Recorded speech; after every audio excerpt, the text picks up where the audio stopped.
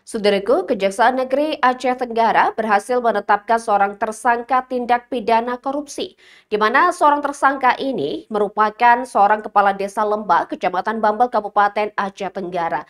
Ya, di mana HM yang merupakan oknum kepala desa ini ditetapkan sebagai tersangka pada kemarin Kamis 9 Oktober 2025.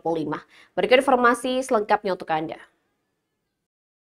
Saudaraku, oknum Pengulu Kute atau Kepala Desa Lembah Haji Kecamatan Bambel Kabupaten Aceh Tenggara ditetapkan menjadi tersangka setelah terbukti melakukan tindak pidana korupsi terhadap anggaran dana desa tahun 2022-2023. Penetapan terhadap tersangka berinisial HM dilakukan oleh Kejaksaan Negeri Aceh Tenggara pada Kamis 9 Oktober. Tersangka HM, oknum Pengulu Kute Lembah Haji, menggunakan dana desa untuk kepentingan pribadi serta melaksanakan kegiatan desa tanpa melibatkan pihak Badan Permusyawaratan Kute atau BPK dan perangkat desa.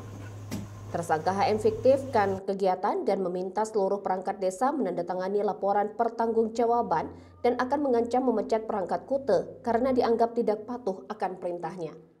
Lilik Setiawan SHMH kepada wartawan dalam rilisnya pada Kamis 9 Oktober malam di kantor Kejari Aceh Tenggara menyampaikan, terduga pelaku melakukan markup dan tidak pernah melampirkan bukti pendukung yang sesuai dengan perbelanjaan. Dalam kegiatan fiktif dan markup yang dilakukan tersangka, terjadi kerugian keuangan negara mencapai Rp476.692.000.